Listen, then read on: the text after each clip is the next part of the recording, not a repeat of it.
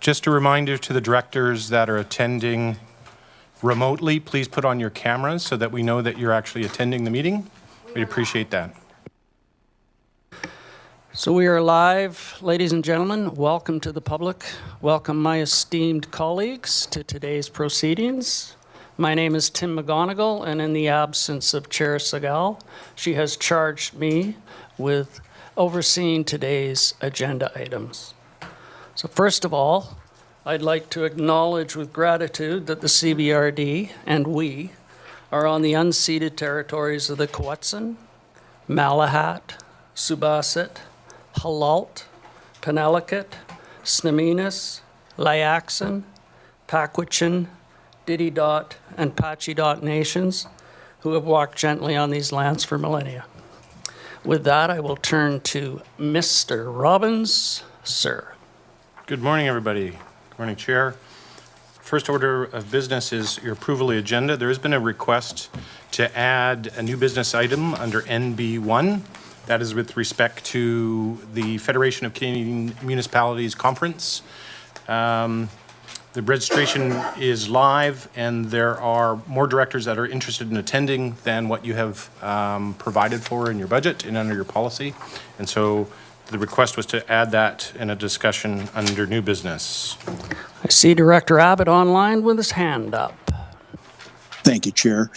May I respectfully request that I disable my screen? You can see I'm here on the slopes of Mount Washington, but I was unable to line up my alternate. So I'm here, Patrick, but I'd like to not have to hold my camera and my telephone for the duration of this meeting. Well, we will look at the policy and get back to you on that, Director Abbott. But in the interim, please turn your camera off. We don't want to see you having fun in our absence. And with that, Mr. Robbins. So we will recess for 2 weeks while we look into the policy of Director Abbott turning his camera off. All in favor? Okay, we're going to get the levity out of the way here quickly because we have a short agenda but a very meaty agenda. So I would ask that we all respect our discussion as we move forward in today's items and keep our discussion to the topic at hand. I see Director Nicholson. Thank you. I have to leave at 12, so I am hoping that we get to SR3 by then, and if not, maybe bump it up the agenda. Thanks. You'll hold me accountable if we do not. Thank you. Thank you. Thank you. With that, Director Morrison. I would move approval of the agenda as amended. Do I have a seconder? Moved and seconded. Any further discussion on that? All in favor? Opposed, if any? That motion carries. And just before we get on, everybody wants to know what today's calendar celebrations are. So it's National Working Mums Day and National Equal Pay Day. Mr. Robbins, moving forward. Moving to the next item of business is your public input period. Would you wish me to read Would you give the preamble? Most certainly. Public input period is to offer the public an opportunity to comment on an agenda item before the committee considers the item, or in this case, the special board. The public input period procedure policy allows for an allotment of 15 minutes, where the speaker is welcome to comment on any items on the agenda up to a maximum of 3 minutes. This excludes items that are or have been the subject of a public hearing. The speaker should comment in a polite, calm, and courteous manner using respectful language, civility, and decorum.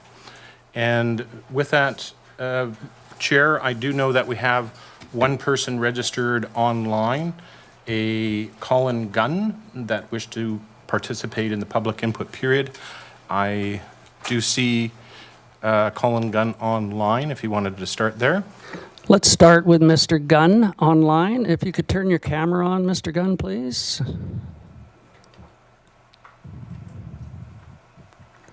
Looks like, are you there, sir? Yeah, can you hear me okay? Absolutely, thank you. Yeah, I just arrived a little late here. Um, just had a couple questions. Maybe maybe this isn't the meeting exactly for this, but it was just related to the changes to the garbage collection. You're discussing that, or No, I'm in area we're B. actually not discussing the implementation of Three Stream. Just in the item on the agenda is the idea of vouchers for some of the areas, not the function itself. Right. Okay. On that point, I have elderly parents that are in the Sean or Cobble Hill area, and they've used vouchers, and they're kind of shocked about the price increase. That they were very happy with the vouchers, using the vouchers, and they have a garden where they do all their composting, and so is that something that's going to continue? The vouchers, or it's being removed? They'll have no choice but to pay. Geez, it's $345, I think, and then going up to $445. Is that correct? So this is not the time for questions, sir, just for public input. So we will Oh, answer. okay. No Okay. problem, no problem. We'll just keep on task. We will answer those questions at the end if you would wish to Sure. rejoin us at that time. Yep, I'll mute here. Thank you very much. And looking to the public, please, if you could state your name and where you're from. Good morning, Mr. Chair. My name is Kim Bernard. I'm from Shawnigan, Shawelican, Area B. I'd like to respectfully offer input on all three SR items this morning. First of all, as a happy working mom, I'm hoping that the Economic Development Review will include home-based businesses.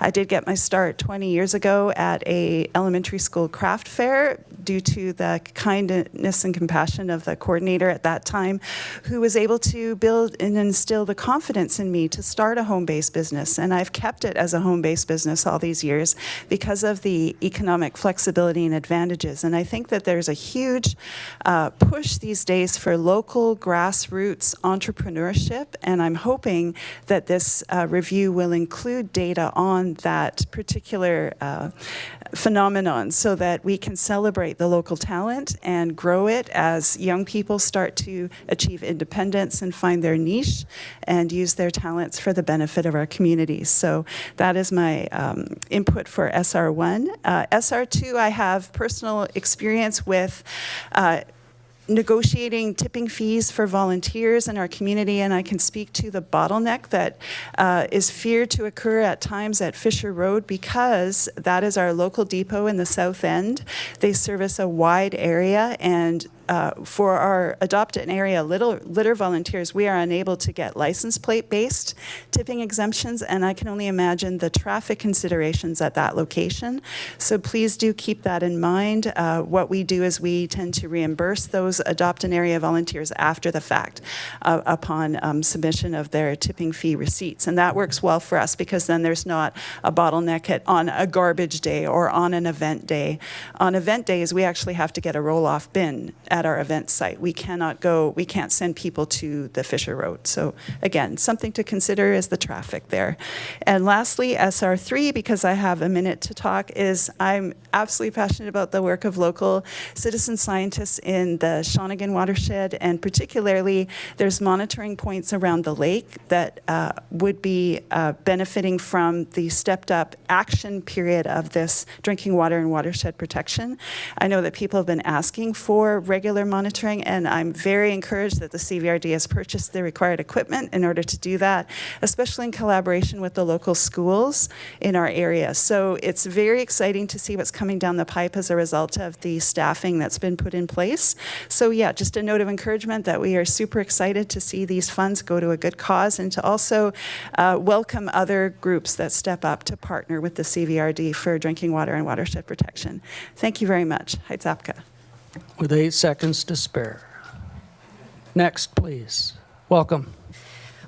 Thank you for listening to the public input today. I know it's hard for people to come up and stand before you. But I'd like to reiterate Kim's words in regards to the home-based businesses. These are the grassroots. They help mothers stay at home, fathers stay at home and raise their children.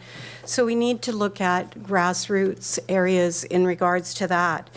With regards to SR2, the garbage tipping fee consideration, I think that we are going over top on that item. When you look at the report, an honor system would most likely be the most economical solution for the next few months. And I ask that you look at it and not download additional expenses into Function 515. Thank you. Thank you. Next for public input, just your name and where you're from, if you wouldn't mind, please. I did. Good morning. My name's Carol Wagner. I'm from Area H, my first meeting down here, so thank you very much. I too want to talk about SR2.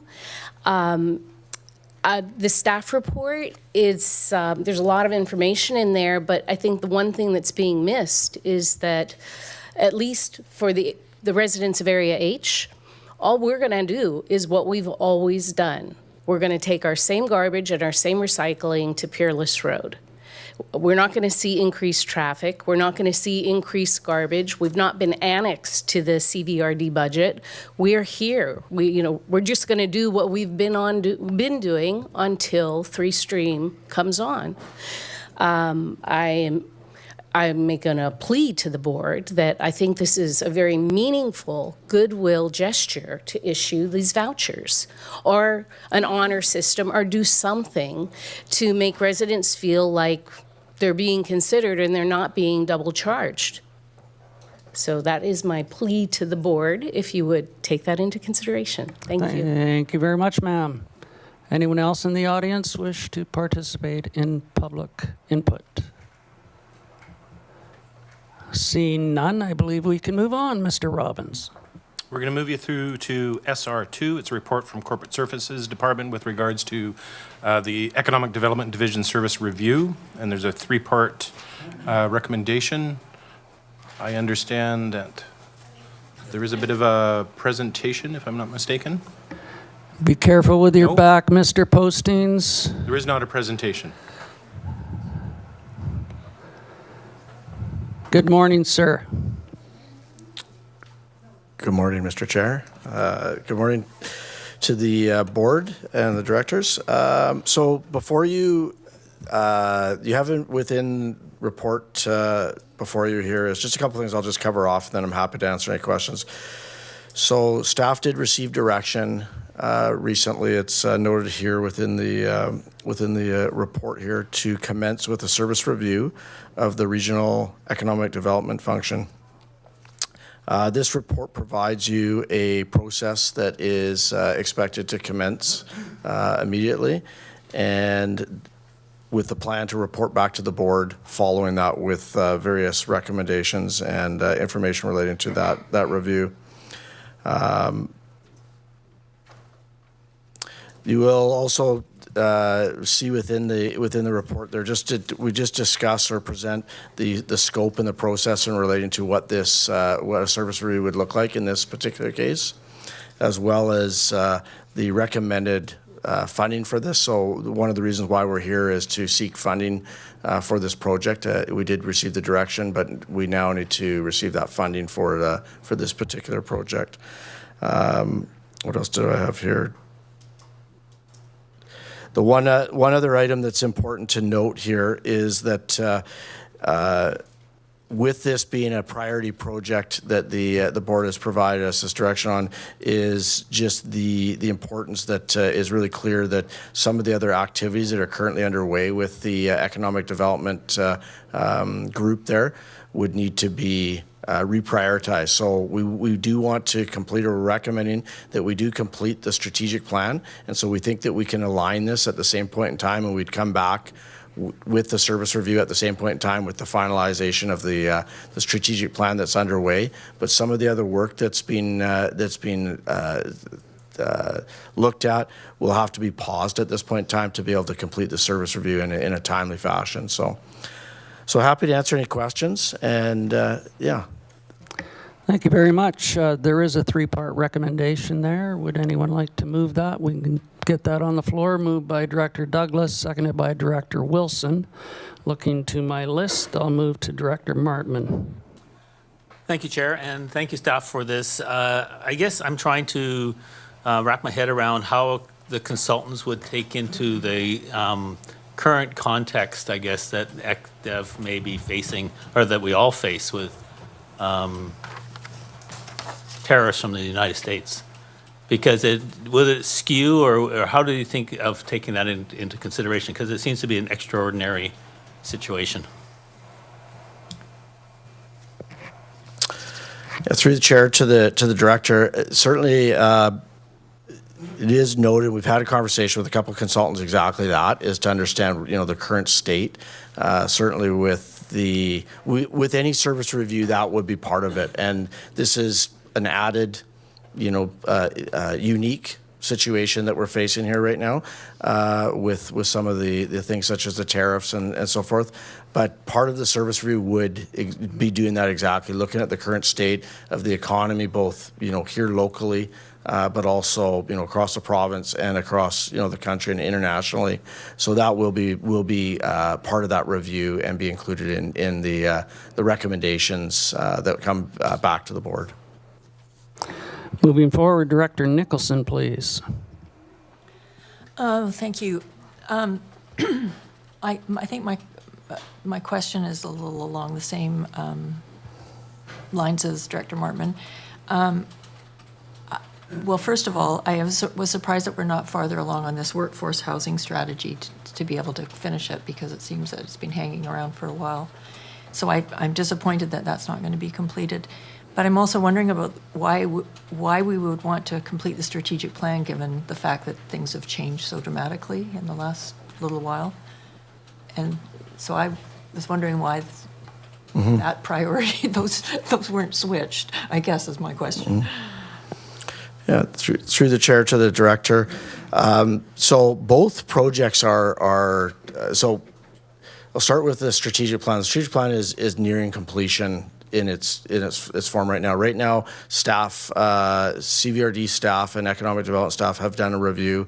We're at a point right now that the next step is to provide the municipalities and other stakeholders with the draft plan to be able to provide input and any feedback. So we're very close to finalizing that. And so in talking with the consultant, a lot of the work that was actually done, or a couple of consultants, a lot of the work that was done, that has been done over the last year through the economic development strategy, will actually complement that service review. There's a lot of information. There's a lot of the engagements and the stakeholder conversations we've recently had with many of the groups. And so the suggestion was, we're nearing completion of that. Let's complete that at the same point in time and bring that forward in consideration. There's, rather than bringing forward the strategic plan now and then bringing a service review in a number of months now, the suggestion has been to bring them both at the same time, so you can have all that information at once and be able to look at that at one point in time. So that's why we're recommending to continue with the finalization of the strategic plan. In relation to the workforce housing strategy, we are actually, the work is actually complete. We have actually, if the board will recall that the step that was provided us was to actually refer it to the municipalities, and we have now received that feedback. So we actually are, there is work that is being still underway on that. And so that will be part of that service review as well, as what that looks like in the sense of moving forward. But the actual completion of that has, I guess would say is we're already at a kind of a completion point. What we don't have is that final review from the municipalities and bringing that back. But that will be part of the service review. As I think it's noted in there, the various projects such as the workforce housing strategy, the connectivity strategy will be part of that, and where those go in the future will be part of that service review. So sorry for the long answer, but it will be part of that. And if I could just follow up with that, I think some of the municipalities are looking at their housing needs assessment and incorporating essential service housing needs within those numbers. So that works in collaboration with the workforce housing strategy of economic development as well. Moving to Director Morrison, sorry. Thank you, Chair. So I'm looking at this maybe with a little different set of eyes. The first question that I want to ask, and then I'll perhaps make a comment, is I was looking for mention of the last time that we've done a service review for economic development, and it may seem like a long time ago, but I'm sure that there are aspects of it that could be relevant and could inform this. Are there plans to draw from the last time this was done to help inform and perhaps maybe shorten up the process for this service review? Through the chair to the director, correct. So I believe it was 2019 that was the last time that we actually had. I don't know if it was the same level of service review that we're speaking of here, but there is a document that was back in 2019. So all of those documents we have shared with the various consultants that we've spoken with, and they will really, at the end of the day, that will help us be efficient through this process. And so you're correct, is that the intent is to share those documents and all those documents and that are part of the function right now, such as what I was mentioning, the actual existing strategic plan that is underway. All that information we want to share with the consultant so we can expedite this, but also not reinvent the wheel. Make sure that we're actually going through the information that's already been provided and include that as part of the service review. So it will be included. Okay, thank you. And I'm looking across at Director Douglas, and I think he and I are both on the same page that there's probably a more exhaustive 2014 document that can help to inform this. So you hear that now. That's great. My comment is around the notion of the concurrent completion of the corporate strategic plan while we're doing a service review, and they seem like they're in my perspective a sort of mutually exclusive or contradictory pathways to pursue. I would be far more interested, and maybe it's just a question of timing, but seeing the completion of the ECDEV strategic plan and then a completion of the service review in some weeks or month following, because it's the work that's been, you're saying it's nearing completion, it's out for comment. I would like to base a lot of what we will review in the way of consultant remarks and recommendations through the lens of a completed body of work that staff have done. So any further thoughts on that? I would like to see that document in a completed form before we're looking at ultimate recommendations. Through the chair to the director. So one of the things that we are planning to do is have that conversation with the consultant and seek that sort of recommendation. So that may be the case that we will want to be, due to the fact that that plan is so close to being complete. What we want to do is have a conversation with the consultant and find out about the timing. So there will be a midpoint review or a presentation from the consultant to the board as we go through this service review. So what I can share with the consultant is get that feedback about an earlier presentation of the strategic plan. So that's certainly an option. And I guess what I would maybe suggest is following the conversation with the consultant that we do bring on board, is get that feedback on how that actually works with the service review. If it does align, it makes sense to be in front of it, we can do that. And we can have that conversation even at that midpoint if that's workable for the board. Great. And before we move on, I want to acknowledge Alternate Director Salmon and Director Acton joining us remotely. I'm sorry I missed that at the beginning. Thank you. Director Wilson, you are next. Thank you, Chair. Just riding on the comment that you made just now about workforce housing and the comment that was made by Director Nicholson, again on that same thing there. There is a meeting, and allow me a little bit of latitude here. As you know, I am the elected or the representative for the Couch and Housing Association, and I work with a group of local physicians and developers in trying to get primary care and workforce housing going. There is a meeting tomorrow afternoon between 3 o'clock and 5 o'clock tomorrow afternoon at the Duncan White Spot. There will be developers, there will be our primary care people, and there will be the Couch and Housing Association. I'm not sure if ECDEV will be there or not, but anyone who is interested in hearing what we're talking about, especially those Director Douglas, mayors and people like that who can attend and give us any kind of help in pushing this forward. We are going to need as much housing as we can get for the new hospital. Without that, we're going to be in a very sticky situation. So if you can, 3 o'clock to 5 o'clock tomorrow at the Duncan White Spot. Thank you.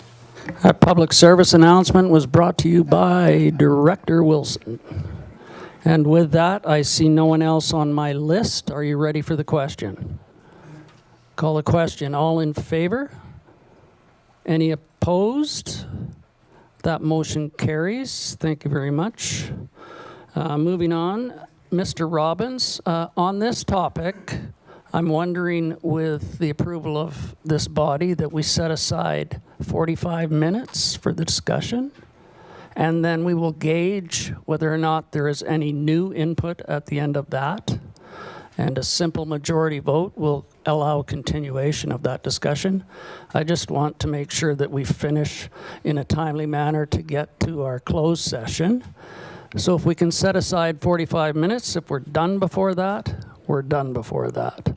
So we will start now and we will go till 10:45, sorry. Mr. Robbins, get me going. Thank you. If you indulge me, just a little housekeeping with our new AV system. Just a reminder, once you finish speaking, please disconnect your microphone. The cameras get confused when there are multiple cameras on. I see the podium is on.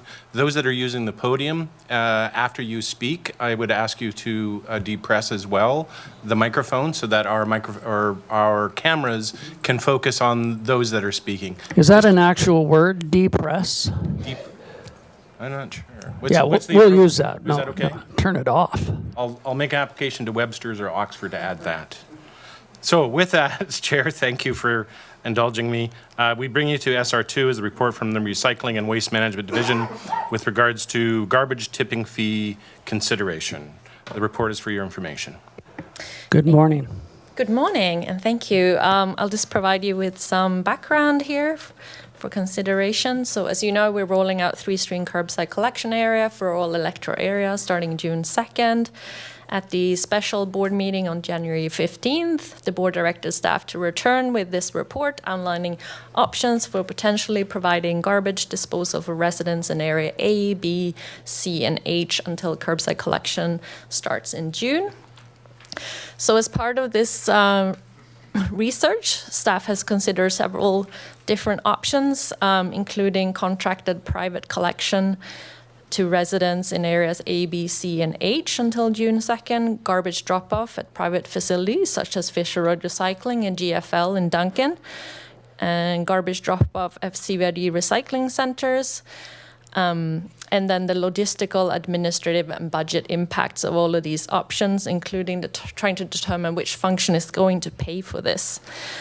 So because of the significant planning and logistical effort required in some of these options, you'd be happy to know that we took the 14-page report and trimmed it down to only 7 pages. And the option that we have outlined for you in the report is providing vouchers for the 8,420 households in areas A, B, C, and H, and that they could be used at CVD recycling centers. So while this sounds easy, there are still many factors that we carefully have to consider together. And these are costs. So as the report outlines, there are significant potential costs of the voucher systems, which will vary depending on how many vouchers are granted and how many residents choose to use these vouchers. We also consider the fact that the CVID recycling centers are funded by a regional function, so function 520. So the curbside function 515 will need to pay function 520 back. And as you know, the vouchers, the cost of a voucher program was not budgeted for as part of the $345 utility fee in this year's budget. And the curbside budget is lean. And with any new initiatives such as this one, which is quite substantial, meaning the curbside collection program, there are a lot of uncertainties in regards to costs and revenues in the first year of operation. So adding a voucher program has the risk of adding complexities and potential risks to this year's budget. So just want to flag that. And as we've heard from some of our speakers here, traffic should also be considered. Curbside collection has the benefit in reducing the need for residents to travel quite as frequently to drop-off facilities. While we know that our Area H residents are already managing their own garbage at Peerless, there could be a substantial increase of Area A, B, C, and H bringing their stuff to Bings Creek. And we know Bings Creek is a very busy facility, especially on the weekends, which could increase wait times and lineups, especially in the spring and summer and fall. Staffing is also something we have to think about. So again, depending on the number of vouchers provided and the actual use and uptake by residents, there may be a need to provide additional assistance for traffic management at Bings. And the voucher program will also require significant staff efforts to coordinate the design, printing, distribution, and then collection of them. And something that we didn't include in the staff report, but that I do want to highlight, is that our solid waste team is already working at capacity, working late in the evenings and on weekends, helping to answer inquiries from the public about the upcoming service. So a voucher program would probably likely add additional questions from our residents via phone and emails. And we anticipate that with the rollout of 3Stream, there will be an uptake of calls probably until the service is delivered. So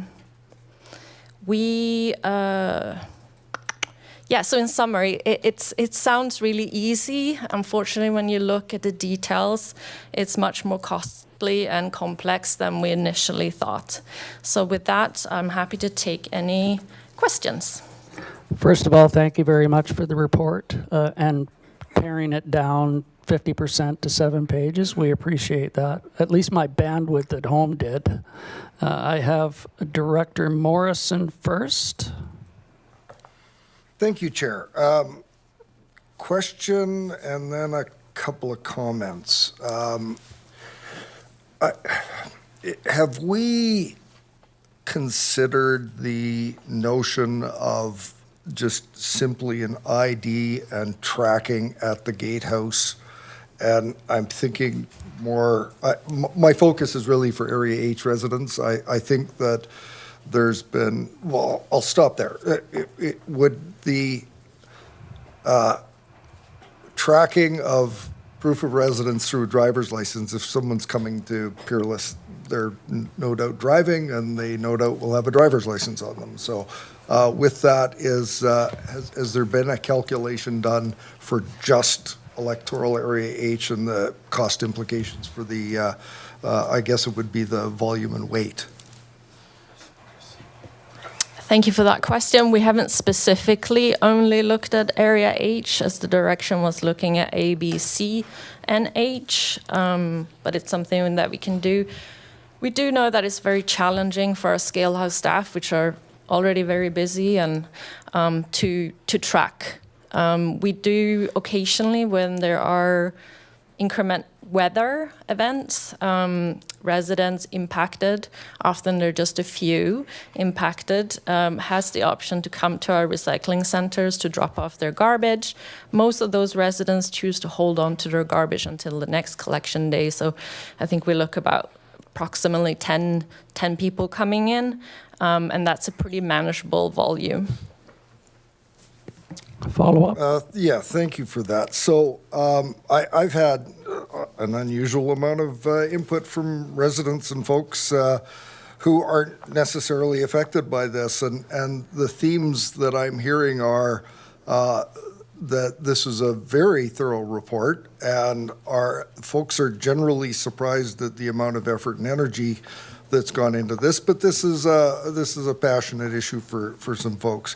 I'm a believer in the keep it simple, silly rule, and I think that, well, staff have shown us great options here. I think sometimes the simplest might be the best, and that's why the suggestion of something along the lines of people volunteering their address and from where they live as being able to do that. And again, I'm thinking specifically to Area H. And, you know, when it comes to volume, the folks that I've met in Area H tend to be pretty reasonable folks. I think there's a lot of farmers in that area, and they're pretty respectful of you know, the environment and the likes. And I don't see a lot of abuse of a system if we were to do something as simple as checking of residency.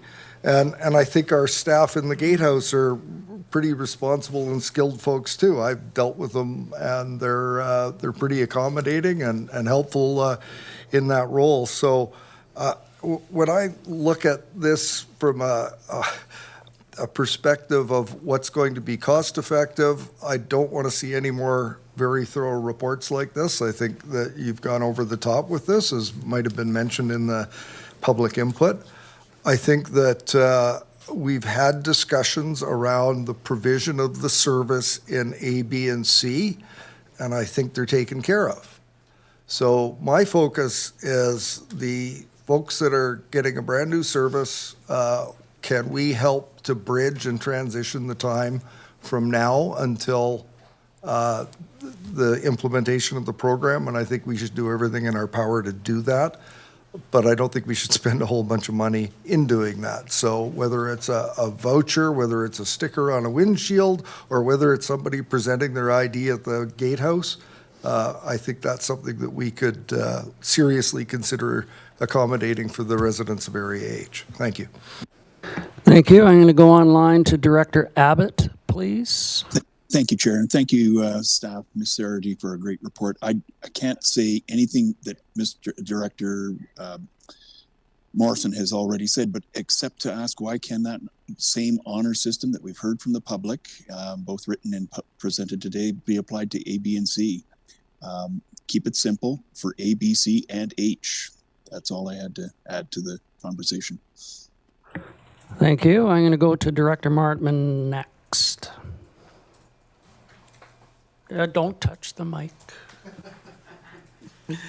Thank you. I think I would just keep it to some questions right now, Chair, and I do have a number of comments at some point. And yeah, I appreciate the other directors, focusing that Area H is different, and I think we always celebrate our differences. But to staff, I was wondering about just the timing of different systems being put into place. If it was an honor system, how soon could that be put in place? If it was a voucher system, how soon would those vouchers sort of arrive at the doorstep so people could use them? So just trying to get an idea of timeframes, because the clock is ticking and you are going to be out there in June, right?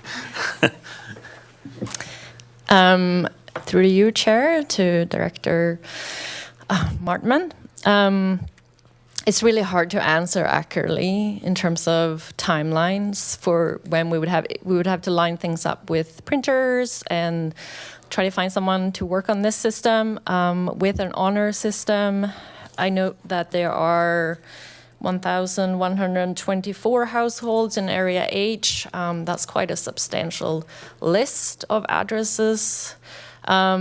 with also challenges in terms of staff is recommending a voucher system to keep more certainty and parameters around any potential system than having a free-for-all. Timelines, yeah, I would have to get back to you on that in terms of any certainty.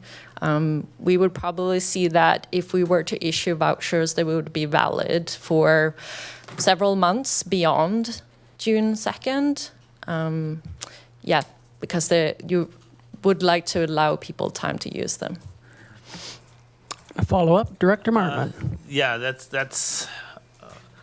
I think what we're looking at, it's the concept of the goodwill gesture is really in the interim of trying to, between now and the time 3-stream occurs. So if it happens after 3-stream, then I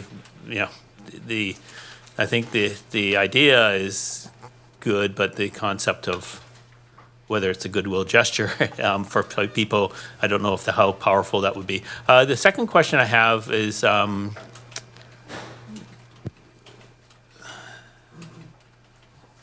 if there are vouchers available, if we went with the voucher system, instead of a mail out, could those vouchers be picked up at the facilities? So the person going there with the drop off, and is that a possibility? Or again, it's the same issue of what address and who we are and staff?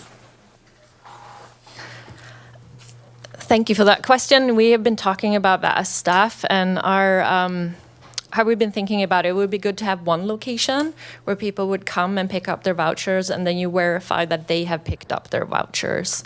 And that would, again, keep some certainty around the cost and the extent of this program. So yes, we could do that. And that would eliminate the need to mail them out. Can I move on and then come back to you? If you want back on the list, please push the button. I'm going to go online to Director Acton. Thank you. Unfortunately, I don't see this as something that needs to be controlled so much.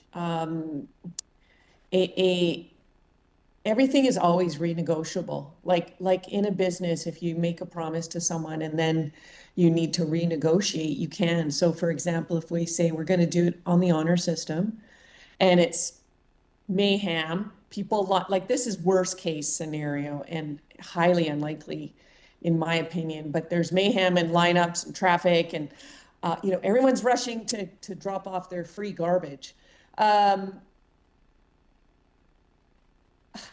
We could renegotiate the plan. But anyway, I think this has just become way too complicated. But my question is, are we on track to have full service for all electoral areas running by June? Through to you, Chair, to Director Acton, yes. Do you have a follow-up? No, thank you. Okay, if you could just take your hand down so I don't keep looking and try to go back to you. I'll move to Director Wilson. Thank you, Chair. I think the terms, well, as people know, I'm not often speechless, but this report almost made me speechless. It's overly complicated. It's overly expensive. A simple proof of residence, keep it simple. It's not that difficult. One of the things that I've noticed as well in the report that only Peerless and Bings is included, not Fisher Road. That adds another expense to the residents of Area C and A and B, so let's work it out here. Cost to residents, we're already paying for 6 months of service which we won't receive. So there's $175. Pan disposal vouchers, which we have to buy, which we are buying, so I can only go on personal experience. That's another $100 for another 6 months or thereabouts. And then add in your gas if you're going to go to Peerless or Bings Creek. $500, and I am coming to a question, I promise. I was going to get you there. I know, I saw you looking. But no, this is overly complicated, it's overly expensive. It's not necessary to go into this amount of detail. I'm sorry, it's not. And $500 for a 6-month service, which the question has already been asked, how sure are you that this will come in on time? Let's assume worst case, it doesn't come in on time. What plans do we have in place for any further delays? Is that your question? There we are, sir. Thank you very much. So the question is, what plans are there if there are any delays? We're receiving our totes right now. We're receiving our trucks right now. We have no indication that there will be a delay in delivery. If there are indications of that at any point in time, we'll consider those backup plans then. Yeah, hard to answer otherwise. So, sorry, Mr. Chair. Follow up? Yeah, you don't have a plan in place then if that occurs at the moment? Not at the moment, no, because there's no indication that that is going to be an issue. It could be an indication considering what's going on down south there. And finally, the trucks are here, right? Good, thank you. Thank you very much. Looking online, I don't see anyone. I will move to Director Deck. Thank you. I'm just going to put this down here. I really appreciate the thoroughness of this and the fact that you've looked at this from every possible angle. And as speaking as I should for Area I really appreciate the comment that you made that a change at this time would have impacts and may shift the perception of unfairness from residents in areas A, B, C, and H to residents in areas D, E, G, F, and I. So I don't, envy your challenge here, but I do appreciate for having looked at it from so many different angles. She beat you to it. I'm going to move to Director Nicholson next. Thank you. I have a question first. I have had a few calls about this topic, and the last one I had was about a very irate person who did not want to have new totes. But I was wondering how you're handling that. Are you insisting people take the totes?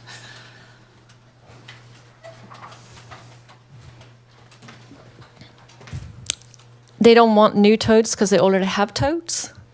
No, they don't. They don't want garbage collection or organics collection, and so they don't want the extra totes hanging around their house. Right. Yeah, that's a unique one. I don't know that I have an answer on top of my head for that one. All right, thank you.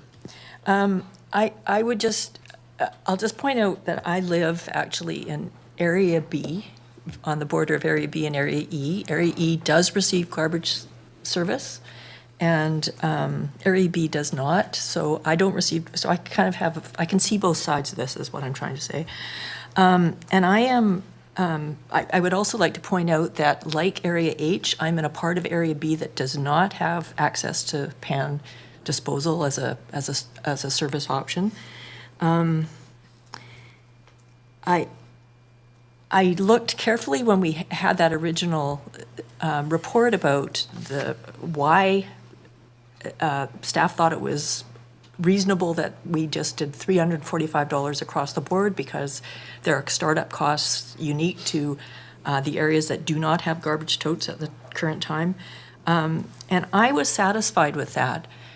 But I also understand that it is challenging for the community to understand. So I would be willing to spend a little bit of money on goodwill, up to maybe two vouchers. And I do understand that staff have been very clear that we need to control this somewhat because when you live out in a rural area, going to the garbage dump usually means you fill up your whole back of your truck with stuff, not just one can. So that's, we can't have a free-for-all here. We're talking about household garbage. And so I think we need to have some limits around it. And from a cost perspective, I am not concerned about, I know it's not great for staff to have if there's an extra traffic problem, but I think that will help encourage people to realize the benefits of garbage collection if they have not already discovered that. And I am a little bit concerned about too generous an offer of tokens might undermine Pan's business, which they have agreed to continue until this whole thing has, so, yeah. Thank you, Director Nicholson. I'll move to Director Martman. Don't touch. Thank you. I guess I have, at this time, I'm prepared to make a motion. If someone would second it for me, unless there's more questions for others. I don't see anyone on my list, so this would be an appropriate time should you wish to put something forward. Okay. So I can provide this in writing to you, Mr. Robbins. So I'd like to move that for the time period up to from immediately to June 2025, or upon implementation until June 2025, that household garbage tipping fees up to 64 kilograms be waived for households per trip, be waived for households in A, B, C, and H at both Bingham's and Peerless Road facilities, and any added costs to Function 520 to be reimbursed from Function 515. Is there anyone who would like to second that? Seconded by Director Wilson, and who do I have? Pardon me? Mr. Mooney, would you like to speak to that? Thanks, Mr. Chair.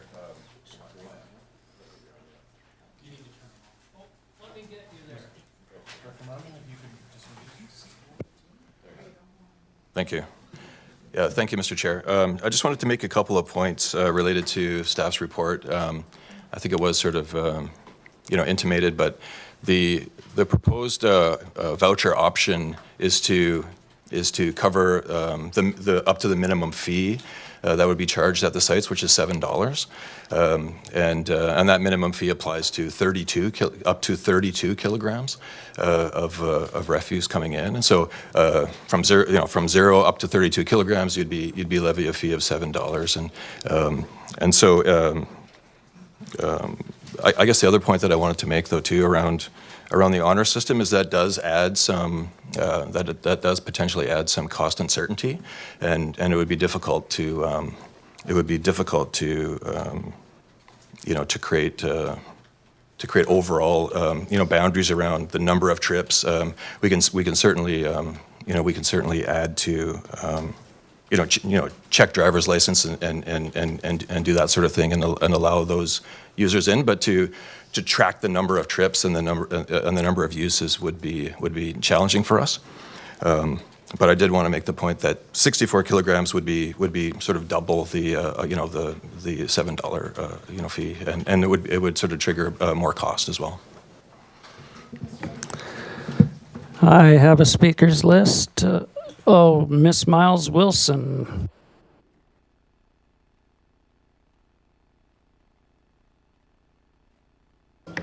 Bear with me.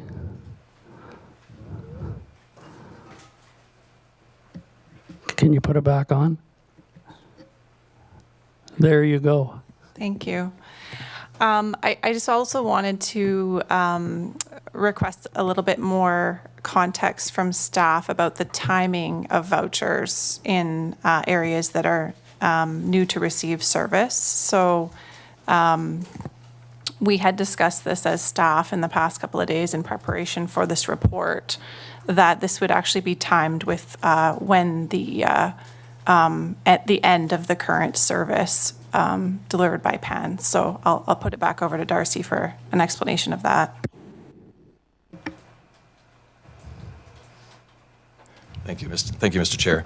And as Ms. Sarity pointed out as well, there is some uncertainty around sort of when the voucher system would, the timing of when that would be in play.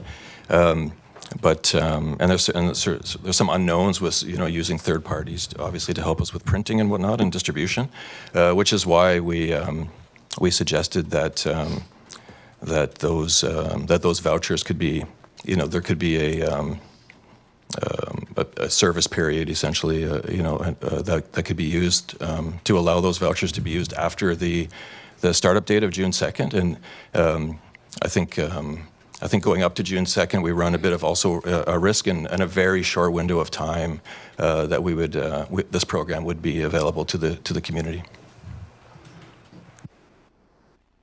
Thank you. I'll move to Director Wilson next. Or point of order.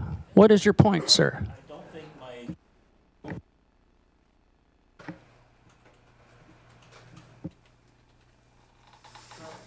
Try that. Point of order is that I had not yielded the floor. I was interrupted and making a motion, and I had a comment to make after that motion, if you recall. I will let you have that. Thank you very much. Thank you for Chair. challenging the chair. Okay. And just for point of clarity at this point, would the motion was not seconded at this, I gather? It Or was seconded by it was Director seconded? Wilson. Okay. And maybe I will also just quickly say that, yes, I believe, we could amend that 64 kilogram to 32 kilogram. But what I really want to speak to about this motion, and I'd like to thank Area H residents and other residents for attending today and having their, taking a chance to, taking a moment to say what's important. And I think it does reflect a lot of what comes from residents of Area H. We had a very full town hall meeting. I'd like to thank staff for attending and answering those questions. Excuse me. And I think sometimes we forget, or maybe we don't forget, we just need to be reminded that, many do not want curbside, but the issue is not the curbside collection. The issue really is about the rollout and about perceived fairness and the perception of fairness. And that this is, as was mentioned before, the intent for a goodwill gesture. But I think sometimes we also, or at least I need to be reminded that what is a voucher and what is a voucher system? And many of us probably grew up cutting coupons. Certainly in my family, it was part of it. And I got thinking about the voucher system, the people that we use it really are those people that are struggling today. And I thought, well, maybe single parents with kids, pensioners on fixed incomes. And then I got realizing that, no, it's much broader in today's society about the need to say, hey, I could use a little bit of a hand up here. That's why I made this motion in intent that to keep it simple for both the public, keep it simple for both CVRD. I appreciate the staff saying there's complexities here. But I also wanted to put bookends on both of this, because for me, once Three Stream rolls out, and my community may tell me otherwise, but once Three Stream rolls out, it's in place, and you don't need to have a voucher system or an honorarium system in place. And so I guess I want to focus on people in areas A, B, C, and H that really could use this, will use it, and we'll take advantage of that for a very short period. And I'll be certainly willing to adjust that 64 down to 32. Why don't you do that now? Sure, why don't I do that? So the amendment would read 32 instead of 64. Is the seconder okay with that? And with that, leave your microphones on. I'm going to call a short recess for myself and the CAO and our corporate secretary to discuss this topic. And we will come back in 5 minutes. Welcome back. Directors who are not in the room, if you could make your way back, if you hear me, we'd like to continue with this discussion. And prior to going to further questions, I'm going to turn to Mr. Robbins to guide us in the appropriate direction. Thank you, Chair. Just with respect to the motion and the amendment, it is our opinion and our recommendation to you as the chair to rule it out of order at this time, and that this particular item be referred to your closed session for further discussion. Following the discussion in a closed session, you may wish to rise and report and or deal with the item once you come out of closed session. Thank you. So I will rule that motion out of order for an open session. Director Morrison.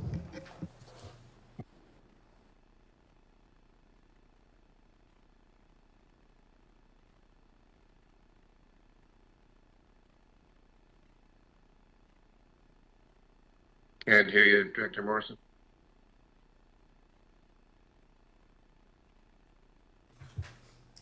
I move the recommendation our corporate officer has just put before us. Do I have a seconder?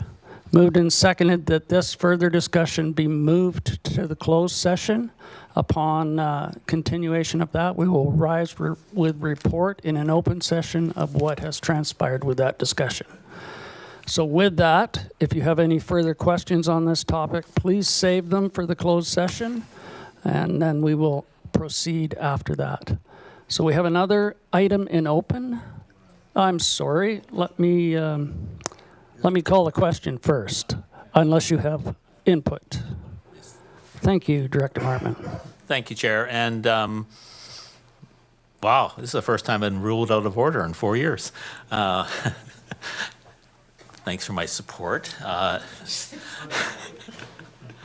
And I look forward to the conversation in closed. I just want to have some assurances for my community that after we rise from close, that is it appropriate to have tabled this so that we can now speak to it after closed? I just want to make sure the right procedure has been followed. I will look to my 98% parliamentarian, Mr. Robbins, to answer that question. By your ruling it out of order, it quashes your motion. And so following your in-camera session and you come out of close, you most certainly can discuss this further and provide any further motions or direction as you see fit, following some advice and some discussion in the closed session. Thank you, Chair, and thank you, Mr. Robbins. I guess I just want to ensure that that opportunity is in place, and I don't know if I need to have it on the record saying that I do want to speak to it, and I may have further motions, but that's what I just did. You just did that, and the intent of this body is to come to a solution today, to make a decision and to rise with that out of closed session. So that is my intent as chair, is to get us there, and with the help of our corporate officer, hopefully we can accommodate that. So moving on. You need to vote. I will call the question. Thanks for the prod. All in favor? Opposed, if any? I'm a neophyte with the new system, so bear with me. There's only been a couple of hiccups. And we'll move to the next item, Mr. Robbins. Thank you, Chair. And just for clarity, that motion was to refer this item to your closed session. So then we're going to move you to SR3 as a report from the Environmental Services Division with respect to Drinking Water and Watershed Protection Program update. Good morning. Good morning, Mr. Chair, and to the directors. Every year we like to do a bit of an update on the Drinking Water and Watershed Protection Program, what we've done with the program over the past year, and what some of the plans are, the priorities are for our work plan for this year. One of the items that you'll recall from the previous year's updates was that the high priority items was to hire a coordinator for the Drinking Water and Watershed Protection Program. So I'm pleased to introduce you today to Mr. McMenamin, who has been with the CVRD since January as a senior environmental analyst for watershed science. So I will turn the mic over to him to go through a brief presentation on the DWWP. So do we have to bring that up somehow, or? Help is on the way.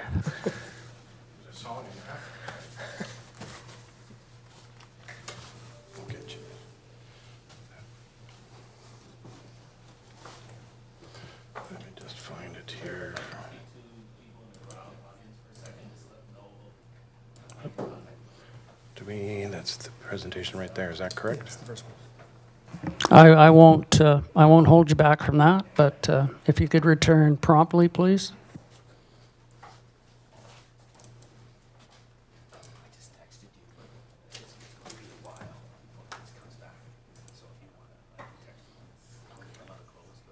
There we go. Okay. You're good. Do you need to see anybody here? Okay, I'll just move that out of your way. I'll just move that out of your way so that you can actually see the screen. Awesome.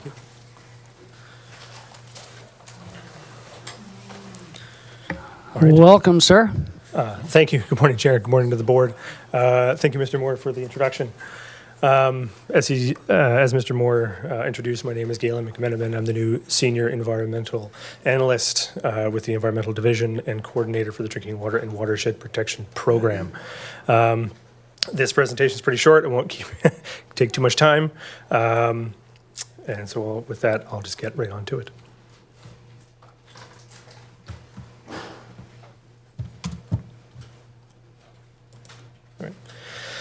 So as you're aware, the Drinking Water and Watershed Protection Program is a 10-year plan kind of captured under the One Water, One Region strategy with the overall goal of healthy watersheds and aquifers. With the 6 overlying objectives kind of capturing safe water resources, resilient watersheds, protection, preparedness for climate change, strong partnerships working together, as well as the efficient use of the water.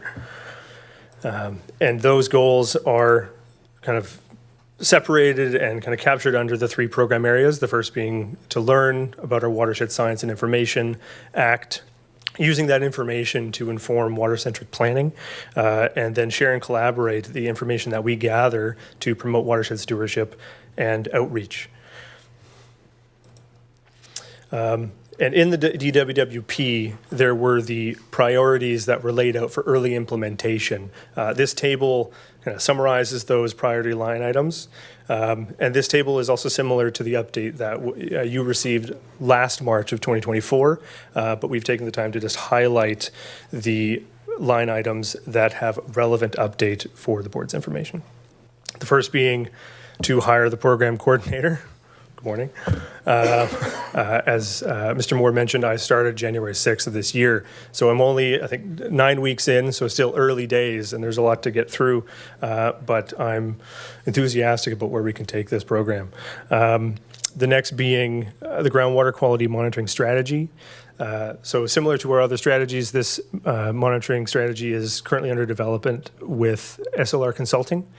And the first draft we are expecting to be provided to us in Q2 of this year. The next line item is the monitoring network gap analysis. So that gap analysis was completed for our surface water quality monitoring strategy, as well as our hydrometric monitoring strategy, and the groundwater quality monitoring strategy. That gap analysis is pending, and we are expecting that to be part of the draft in Q2 provided by SLR. As for the monitoring station improvements, improvements are always ongoing, and we are open to the additions to the monitoring program to expand those stations. And really, as opportunities present themselves, is where we'll start kind of targeting and focusing. There's also recommendations that are laid out within eStrategy on the timelines in which that we can expand, as well as the priority locations. The next priority line item for an update is the establishment of the Drinking Water and Watershed Protection Technical Advisory Team. So similar to 2024, it's still a priority in 2025. Last September, an initial invitation was sent out to organizations that we wanted present as part of the technical advisory team. And our priority this year is to follow up with those organizations that have yet to respond. And so we're hoping to have our first technical advisory team meeting either late March or early April. And as I mentioned, we're still waiting to hear back from a decent number of them. And the last line item that we wanted to touch on is the incentive and rebate program for water conservation, and we just wanted to take the time to thank the board for making this a priority in the recent board meetings for 2025, and we will prepare a staff report accordingly, looking at all those different options for incentives and rebates. And for the final slide, I just wanted to present on the water quality sampling that we currently conduct and have conducted in recent years. So the monitoring strategy was finalized in 2020, and the CVRD really started routine sampling in 2023. So it's only been a few years. But to date, we have captured 143 water quality samples from around the region from each watershed. Right. And similar to the surface water quality sampling, we will also be conducting a similar sampling for the groundwater quality once we have that final groundwater quality monitoring strategy. And so you can expect an annual report on this type of data moving forward. And that's very brief, very to the point presentation. So thank you. Appreciate that. I'm sure there will be some questions. I do have a couple of directors already in the queue. Director Wilson first. Thank you, Chair. Thank you, Jeff. Thank you, Galen. One of the things that has come up in the past was the accurate mapping of the aquifers. I think that was going to be put up on the GIS system. Is that ongoing at the moment, where we're mapping the actual extent of the aquifers? Through the chair to the director, the aquifer mapping is, from my understanding, ongoing. The province primarily takes care of that, and the data that they use for accurate aquifer mapping is basically the groundwater wells and the monitoring networks that have been established. Okay, thank you. And if I could have a follow-up. With the groundwater sampling, this is something which is, to me, very important here. And you said you had how many points that you've sampled already? 130 or something like that? To the chair of the director, 143 surface water quality samples. So currently we're only sampling surface water. Okay. We have not conducted any groundwater sampling to date. And those sampling locations will be kind of specified in the recommendations from SLR Consulting, who are developing our strategy. Okay. And once we get that draft, then we can review the locations that they're recommending. And from early conversations with our consultant, it's looking at the groundwater wells that we have easy access to, like on CVRD property, and then from there expanding the groundwater network. Good. To collect groundwater samples. As much data as we can, yeah. And once we have those from there, I assume that those locations will be available online with the results as they come in. So we can look at those. Yes, yeah, that is the plan, to connect them to the groundwater monitoring network that the province has. Good, Yep. good. Thank you very much. Thank you, Chair. Director Ishtash. Thank you, Chair. Welcome to the organization, and definitely a department that both at the municipality and the CVRD, I'm a big supporter and fan of. Quick question, and it may be not possibly for you, but for someone else within staff. And even going back to the last slide I'm just reflecting on the grant funding we were working on behalf of the Somnos Marsh Society and those partnerships. I didn't see it highlighted in there, and I'm just curious where we are in those efforts. And as it goes back to this slide here, are all those quality sampling, are those CVRD ones all done, or are those through different organizations do those points?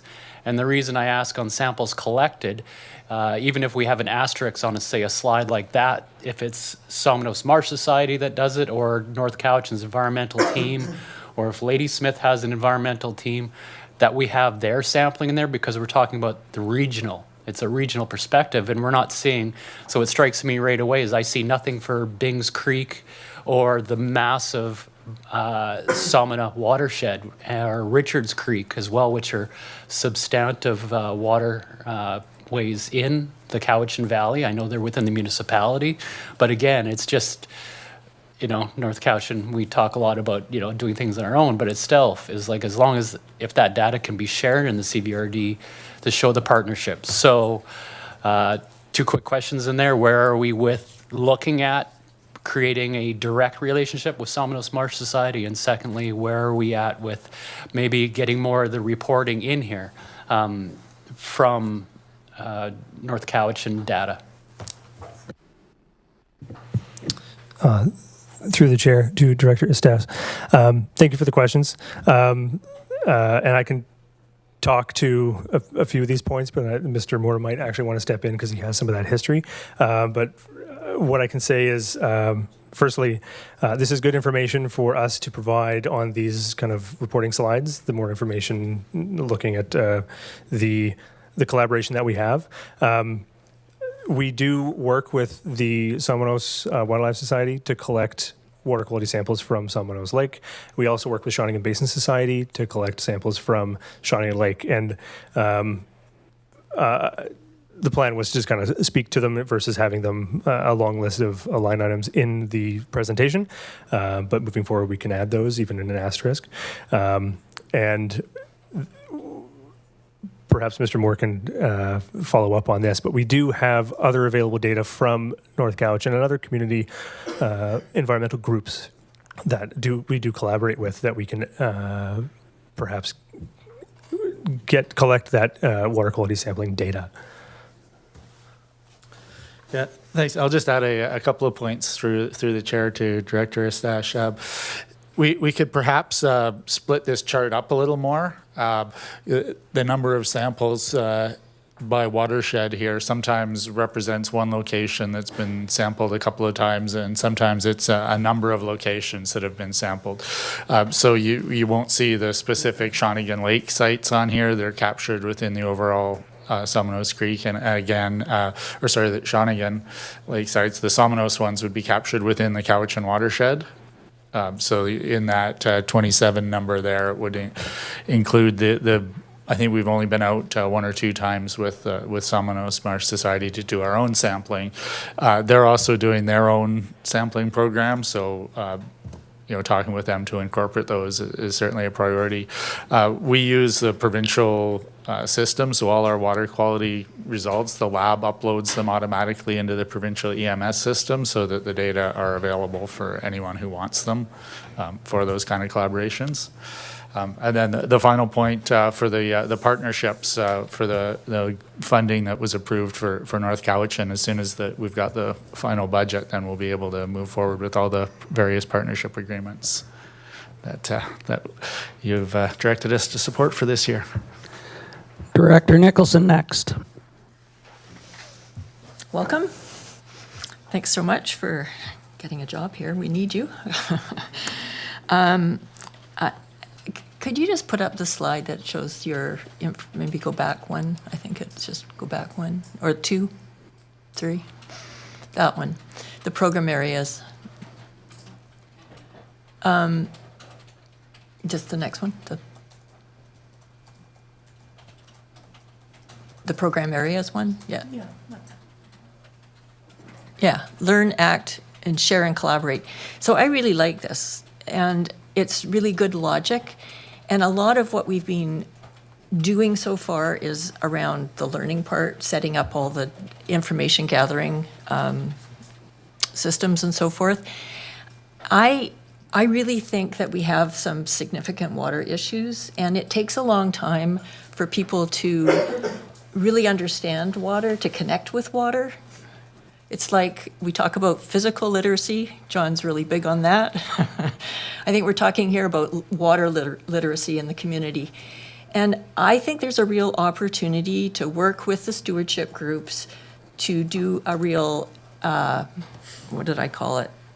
Water stewardship campaign.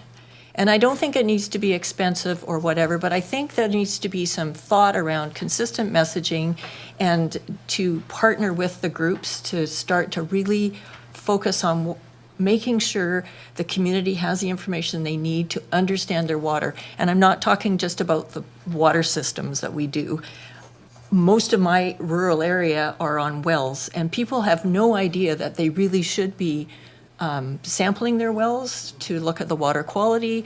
They probably should be monitoring in the Coxsila, they should be monitoring them to understand how healthy their well is from an aquifer perspective.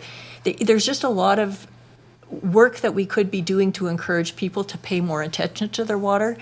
And I think there's an opportunity here, and I would hope that you, when you set up this technical advisory group, that could be a priority for them moving forward, is to plan and get going on something like that, because it's, from my perspective, it's been missing and it's really needed now. We can't wait. Thank you.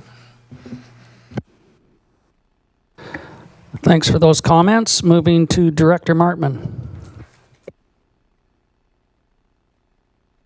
You're not supposed to touch the mic. Push the button again, and I might put you on. Don't touch the mic. Learner, Ben No, is- that's okay. Thank you very much and welcome, and do appreciate the update. And also, the concept of one region, one water, one region, though I would tend to think more broadly, and this is where my question is going to be, one water, one island, because we live on, well, you're probably hearing Area H. We're up next to Nanaimo, and so a number of years ago, we were talking about a bioregional approach. So I didn't see anything in here sort of about that part of the program. If there's any part of the program is doing that, looking at what Nanaimo is doing in Yellow Point, as well as what we're doing. So just wondering how much outreach is going around that, because we do share the same aquifers. Through the chair to Director Martman. Yes, I think in the past there has also been a lot of collaboration with RDN. We reached out to them in the development of the DWWP, and we are actually actively discussing with the DWWP coordinator for the RDN on how to collaborate in Area H specifically in the development of their programs, or for example, like water budgets. But it's still early kind of stages. Like recent outreach has occurred, and so we don't have a lot to update them on. But as far as historical collaboration, Mr. Moore might be able to speak to that if you are looking for that. No, I'm okay. Oh, okay. Thank you for that. Director Wilson, perhaps to close. Yeah, thank you, Chair. One of the things that was mentioned in your report there is future planning. And that's something which obviously is hugely important here. And I think in there was mention of grants for agricultural water storage. And that's another bit. I know, and I'm sure that Director Nicholson knows as well, there are a lot of farmers who would love to be able to have that water storage on site. But it's hugely expensive to actually get something like that done. And there's a lot of water wasted in the streams, in the rivers, which just runs away to the sea, especially in my area. So with the grants that we're talking about here or mentioned, how significant are those grants? Is it a great help to the farmers to be able to say, I can do this, or it's not even close to what I need? It's a big thing, that one. Through the chair to Director Wilson. So the grant that we did apply for was through the Agricultural Water Infrastructure Program in partnership with the Shiksuela planning process. So we haven't moved forward with that grant because of the difficulties of sort of scoping out what we're trying to do. So we're actually taking a different approach with them right now to look at the phase 1 report that was done on water supply options for that watershed, and meeting with various stakeholders to really look into which ones actually are feasible, so that we can narrow it down to a smaller list of projects that are worth that we can scope better if we're going to look to a consultant to give us costs and how much water could be stored with some of those. Okay. And these ones, though, just to clarify, these are sort of larger scale, more community type projects, and I think what a lot of the farmers are looking for as well is for direct support for on-farm solutions, and, Yeah. and that's a separate issue. It's hugely important, and I know economic development's also interested in what kind of supports can be provided to farmers, because there's some available through the environmental farm program, but there's a fair number of requirements that farmers have to go through to be able to be eligible for those grants, and then issues around just that takes up land on the farm that then is unavailable for other farming purposes. Thank you, Jeff. Thank you very much, gentlemen, for that great report and the update. Appreciate that. And we will move forward, Mr. Robbins, to the new business item. Yes, added to your agenda under NB1 is a discussion with regards to FCM registration. We know that your policy in the budget, with the interest, you're oversubscribed at this point in time, if you will. And so a discussion to the extent that you want to permit or allow additional directors than already budgeted and under your policy. And we had an update, so there are 6 directors interested in attending, and I know that our budget and your policy permits 3 to attend. I will turn to our CAO, Ms. Miles Wilson. Thank you, Mr. Chair. So I'm aware of 5 directors who've expressed interest. One more today. Okay, thank you for the clarification. So we have 6 in total. The recommendation from staff is as mentioned by Mr. Robbins, we budget for 3, and there's 3 in your current budget. Although there are other lines in your budget for expenses that we believe you can use should you choose to send additional directors. I would have to confer with staff, though, about budget room should there be an interest to send 6, because we usually budget about $5,000 for these travel expenses, considering the length of the trip back east.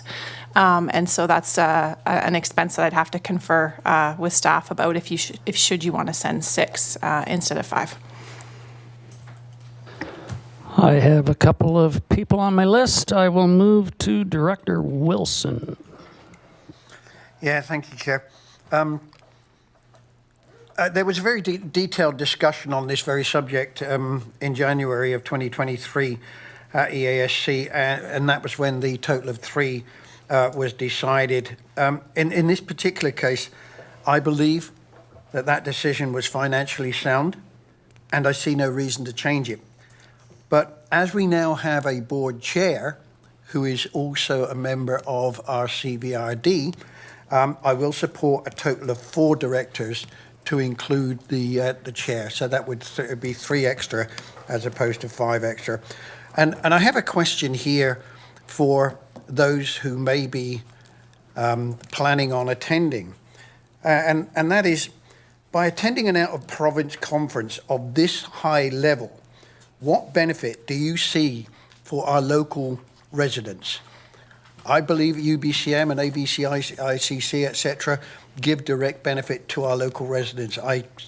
Sorry, but I see very little local benefit to an out-of-province of this high level. Appreciate that. If I can just interject with my perspective, that's your only opportunity to network with federal ministers, with federal leaders at a program where the majority of Canadian municipalities are residing, to discuss in that manner what is the problems within various communities. I think the networking portion on a federal scale is much more helpful, in my opinion, than a regional one. But that's just my opinion. I have been a couple of times to FCM personally and found them to be very productive in both the quality and quantity of what is provided and the opportunity to meet and network with federal leaders and to champion the needs of your local community. So that's just my perspective, and I will let everyone else go from there. I'll move to Director Martman. Sorry to interject there. I'm not touching it. Thank you, Chair. And I do recall that conversation in 2023 around our budgets. And I would normally stick to that as well, because I thought we were very deliberate in those considerations. But the context has changed. We are facing a brand new federal landscape politically in the next few months, definitely with a new prime minister and his direction. And also we face threats from tariffs. And I think that if we had, I guess I see this almost as a lobbying group, as ability to send 6 people and have a voice, but also to maybe meet some key people, but also get a chance to represent our electoral areas in a way that probably wasn't quite fathomed 3 years ago or 2 years ago when we had those discussions. So yeah, I just see this as really being just the right time, right place. If we have the finances, I would support this. Thank you. Going online, Director Acton, please. Thank you, Chair. I would like to move the motion that staff come back with the example of funding 6 directors. So it's been moved to investigate. And before I Is go to that a correct? seconder, I will turn to our CAO.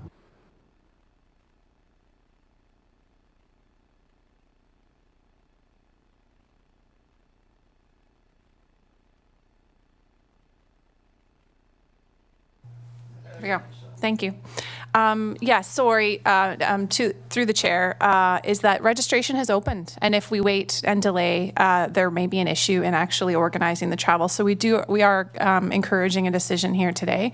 And so we're estimating, just for clarity, I'm just getting a message now, and $4,700 per director. And so the recommendation is, should you want to expand from the 3 currently budgeted directors, that we adjust your community information budget, which is typically not fully expended. So we're recommending that the impact to your business over the year would be minimal, should you wish to send another director or 2. It would be a stretch to send 6. Can I have a follow-up? Certainly. Well, I know for myself, I haven't registered for AVICC because of budget. I just didn't want to spend all. So I think there probably is room in the budget for all 6 to attend, because I know other directors as well have been light on the conferences as of lately. So if we could just, what kind of motion would we need, Mr. Chair, to send all 6 by using leftover conference budget and community information budget? I think I'll wait until I go through my speakers list. I have the CAO who would like some input on that, and then we will come back with a possible resolution. Thank you. Thank you. So just to add to the director's comments, there are 7 of the 9 directors that are interested in planning to attend AVICC. So there is budget for 2. It's a local conference, though. Keep in mind it is local on the island. And so that would contribute towards partial travel for an extra director to go, of course. So we're still recommending you take a look at your community information budget. Just for context around numbers, we've got about $4,000 in your budget left over for the AVICC, so that covers a good portion of travel back east to the FCM. And you've got to budget in total $28,200 in total for travel for the 6 attendees. So we're recommending, again, you can use partial AVICC leftovers. The additional would come from community information. Okay, and I will just hold that for now, Director Acton. I have Director Morrison next. I almost pushed the button.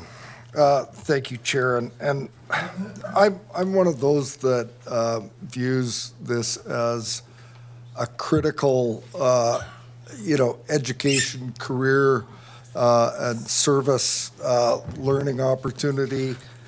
This has been, in the events and the conferences that I've attended have been very beneficial to not only the CVRD as a whole, but my electoral area residents. There is much work done at these. This is going to be a very, I think, unique conference given the political climate, both federally and internationally. So I'd be supportive of us budgeting for 9, but at this point, we're not going there. I would move something very simple, as in that staff be directed to provide or to find funding in existing budgets, and that 6 directors be authorized to attend FCM 2025. And I would make that motion. So it's moved. Would you second that, Director Acton? Okay. Second, yep. Moved in second. Is there further discussion on that motion? Your hand is up. Did you want to talk about that, Director Acton, or you haven't taken it down yet? Okay, I'm going to call the question. All in favor? Opposed? So Director Mackay, Director Deck opposed. Director Abbott, are you opposed? I am. And Director Wilson? So those 4 directors are opposed. Director Mackay, Director Wilson, Director Abbott, and Director Deck are opposed.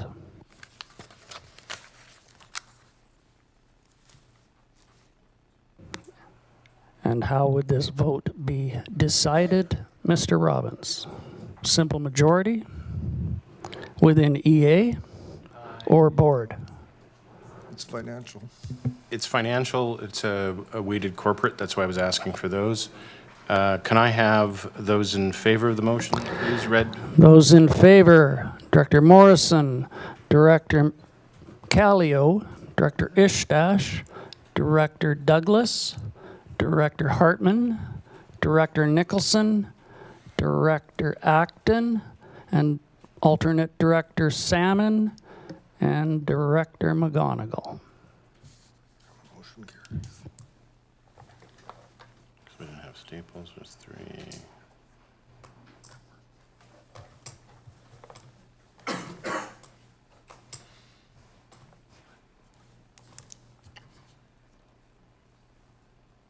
The motion carries. That motion carries. Thank you very much for that. And we will move on. Mr. Robbins, please. We're going to move to question period. The question period is an opportunity to offer the public to ask a question regarding the business of the CVRD. The question period allows for an allotment of 15 minutes and is comprised of 2 parts. The first is reserved for questions directly related to agenda items. If there is time remaining, questions may be of a matter of public interest related to and in the CVR jurisdiction. Each questioner is permitted to ask 1 question plus 1 follow-up question related to the answer. The question must truly be a question and not a statement of opinion or speech. Questioners must avoid personal references, insinuations, violent, offensive, or disrespectful remarks about another person, and unparliamentary language. I don't have anyone online for you for the question period. Okay. Unless, I don't see him still with us. I don't see Colin Gunn with us, and so we go to the gallery. I will go to the podium. Thank you. To the chair, I am so glad to be here as a member of the public, and my question is a bit rhetorical, so I don't expect an answer, but why aren't more members of the public actively engaged in here and following all 3 items, SR items that are of significance and consequence to everyone's lives? And I didn't put it out on Facebook, but again, like, what means are at your disposal to communicate that these are pressing issues and this is the time to get the input? Thank you. Appreciate the rhetoricalness of the question, but I think each of us tries to accommodate the communication within our communities to the best of our ability within the media and avenues that we have at our disposal. Whether or not people decide that they wish to attend, perhaps a plethora of them are watching online and will submit questions in the future to us. I'm hoping that's the case because where else can you get comedy for free? Seriously. And a regional perspective in my follow-up question. And I communicate with Mr. Cliff Evans in real time at these meetings, so it's great. But just once again, for follow-up, I guess, is there like an email chain or something where we can be assured that we'll be heard? I guess it's just legislative services on a case-by-case basis, but I'd like to help with that, if possible. Community liaison development, if you will. Appreciate that. We will work with our communications staff. I believe there is an email list you can sign up for. Yep. No different than municipalities accommodate that and get the information out that way. Super. So appreciate that. Okay. Thanks for attending and come back. Mr. Robbins, the reason why we're going in camera. A motion that the meeting be closed to the public in accordance with Community Charter Part 4, Division 3, Section 90, subsections, as noted in accordance with each agenda item, as published with the addition of referring SR2.